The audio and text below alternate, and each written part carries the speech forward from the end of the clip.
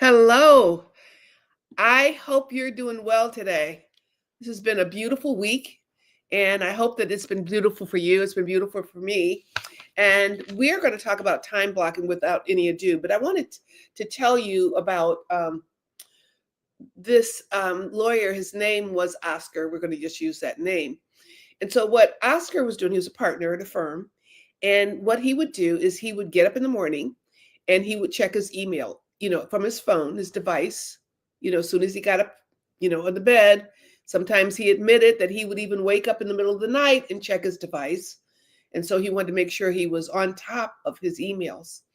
So then he would get ready for work, and mornings were not a good time for him. He admitted that in the morning, he tended to be a little bit on the depressive side. And a lot of us, mornings may not necessarily be the bright, shining time of the day. And so he would wake up in the morning and then he would kind of try to get with it, but he would know that, he had to get to the office. And so the walk from his bed to the bathroom, he used to talk, was the walk of doom. So by the time he would get up and he would walk to the bathroom to relieve himself and get going for his day, he was already in the pits. So he did whatever he needed to do to get dressed and whatever, and drove into the office. And his state of mind was not very optimistic because a few things. One, he had an overload of work to do. He had some staff problems with his secretary and his paralegal as well. And he also had some kind of friction within the firm that he was with. And so it wasn't just like a pleasant thing to go into the office every morning. And so he would rally himself and then he would get into the office. So what would be the first thing he would do when he get in the office? He'd either get on his device or he would get on his computer. Easiest course of resistance, which was to get on the internet and answer email, because that was the easiest thing that he could do.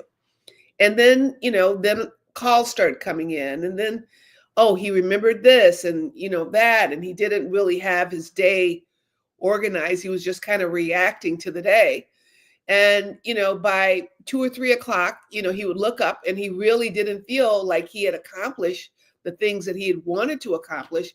So then at 3 o'clock, he would dig in and try to really get some work done that he wanted to get done. And he may work till 6 or 6:30, working late because he felt like he didn't really get as much done as he needed to in the day. Meanwhile, work is over there piling up because of other things.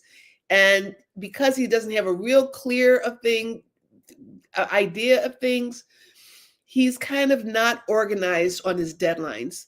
And what I mean by that is if he has a depot coming up, or a trial, or an arbitration, or he needs to prepare for litigation, whatever it is that's going on. Sorry about that. Whenever he would get to that point, he just didn't have his organ. It just was so overwhelming. So he finally would work until he was exhausted, and he would go home and have a couple of drinks to kind of unwind, have dinner, kind of crabby with his wife and kids because he's like, oh, I'm just so overwhelmed. And he'd go to bed and he'd do the same thing the next day. If any of you can recognize any of these, maybe not the getting up depressed, or maybe you don't feel overwhelmed at work, or maybe you don't feel as disorganized, or maybe you feel like you don't go to your email. I'm going to say majority of attorneys, they get up in the morning, check email, and when they get to the office, they check email, and they respond to email all day long. And responding to email all day long can literally be a job. So that's why I want to talk about time blocking your way to success, because this is what we were able to do with him. We were able to help him to realize that time blocking would serve him, serve his practice, serve his mental, emotional health, serve his productivity, clear up. Once he could do some time blocking, he could clear up all the friction that's going on at the office with the staff, and with the management of the law firm, because you're clear. When your mind is clear, then you can get more things done. So if you are a person who finds yourself locked, not getting the things that you want to get done because of constant interruptions, if you're like, oh my God, I have deadlines, you're like, you're not prepared in the long term for deadlines coming up here, because when deadlines come, many times in an attorney's practice, they may need to start preparing for that, 2 or 3 weeks ahead of time or more. But when you have clarity, you're able to do that. But if you're reacting all day to emails and phone calls and interruptions and clients, you can't focus on the important things that need to be done. And all of that obviously leads to burnout, because you know you're a quart low all the time. So if you're a quart low all the time, and the couple of drinks in the evening could escalate to a little more, just because you're so anxious or depressed.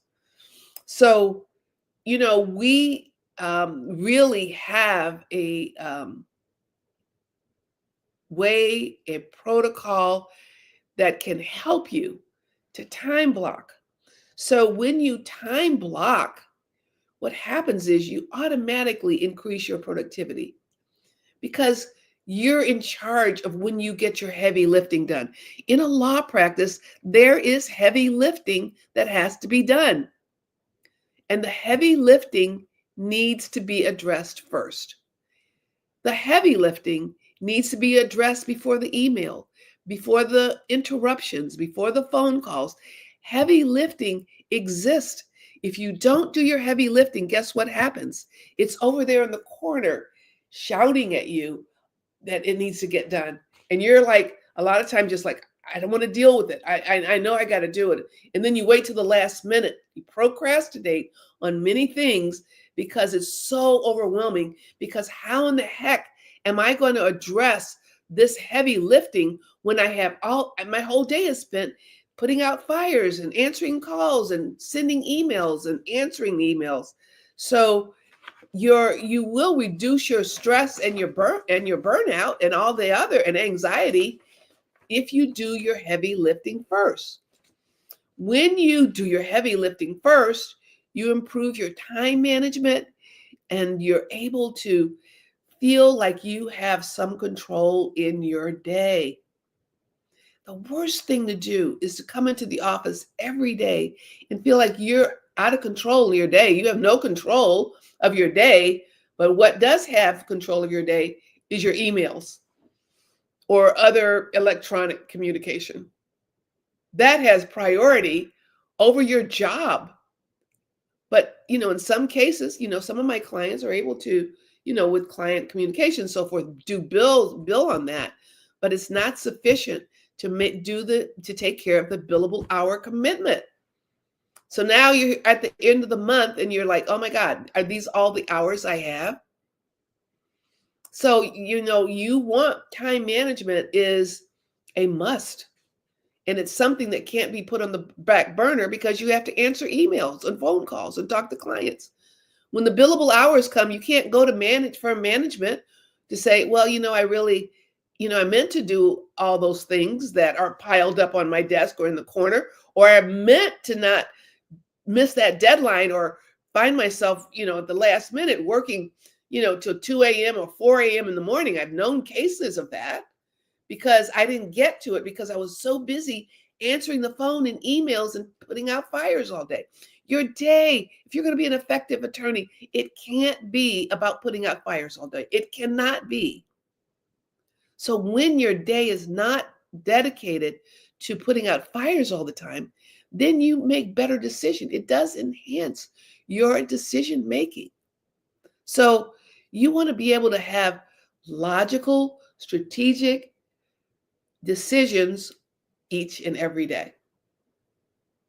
One of the things that I have given most my clients is this, so that they night before, which we'll talk more about this, how they manage. You've got to have strategic thinking, and you've got to manage your day. Obviously, when you're going to be more creative and innovative. Practicing law isn't like ABCD, go do this. It requires research. It requires thinking. It requires thinking outside the box.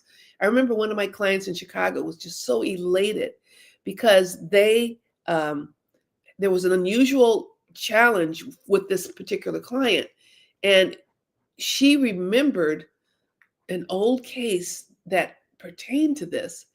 And she was able to use her creativity to save this client millions of dollars and make her firm look good and make money in the process because she had time to think.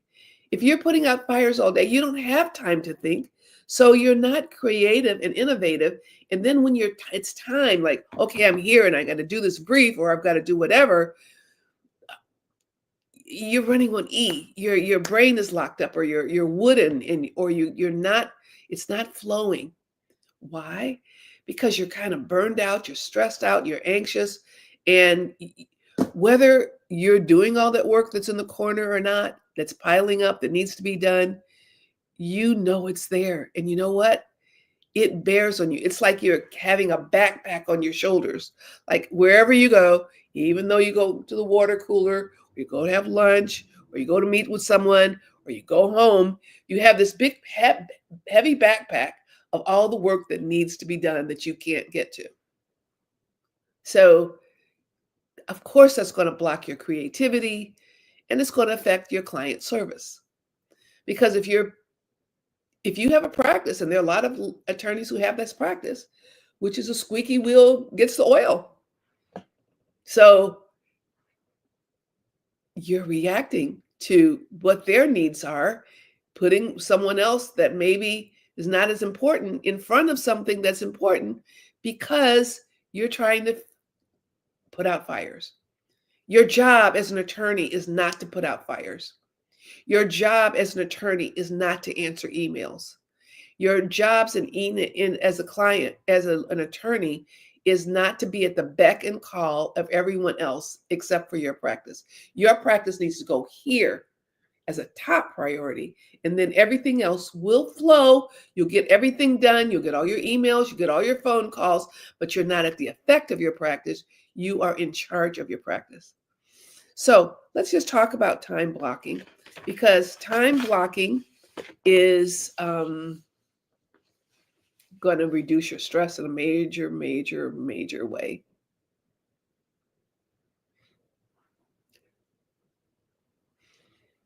The main thing that I preach to my clients and I preach to anyone, and if you take the free mini course I have, which will talk about time blocking and how to manage your day for free and for 10 minutes, I don't know anyone who's committed to their law practice who wouldn't take advantage of that. I mean, I don't understand that. But if take the thing, because it'll give you the foundation. And one of the foundation steps is to your first 90 minutes. We recommend 90 minutes. It could be 30 minutes, it could be an hour, but I recommend my clients, I recommend a 90-minute time blocking first thing in the morning. What that means is you are aware, you've written down, not like it's in your phone. Of course, our schedules are in the phone, but that's not going to be like branded in your brain.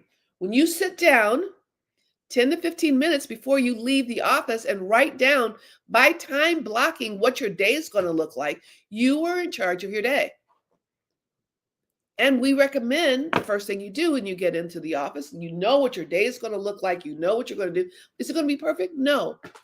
But you are in charge. You're not there at the effect of your day. And we recommend that you spend the first 90 minutes of your day uninterrupted in a time block.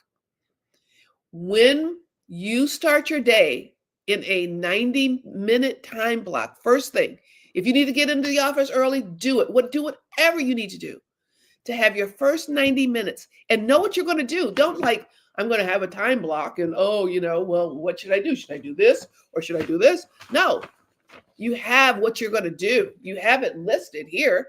If you need to put the paperwork on your laptop like this. Okay, when I get in the office, this is where I start. Or put the file or put a note. I always keep index cards. So I have written, you could write down here, you can write first thing. This isn't going to write good. Anyway, you could say first thing, whatever that first thing is, and put it somewhere. This is where I'm going to start, because you waste like 30 minutes kind of figuring out where to start. So there you are, 30 minutes of your 90 minutes is wasted. Before you leave the office, the first thing, I'm just saying first thing, but whatever the thing is, put it somewhere. We're talking about writing. There's something that happens, all this electronic goldfish mind things take us away from some basic things. We need to do pen to paper so that as we do the motor skill of writing and thinking and recollecting what our priorities are for the day, that we can get it done. Anyway, I'm a minute over. Click and take that free course and start today. We'll maybe start tomorrow with 90 minutes time blocking and writing down the things that you need to do first thing. For the complete outline of how you do it, just click on the link below and you can get the free. I think the course will take you 10 minutes. So it's not like this big involved thing. It's a mini course and it's free and it's my gift to you. Have a beautiful day and we will see you next week.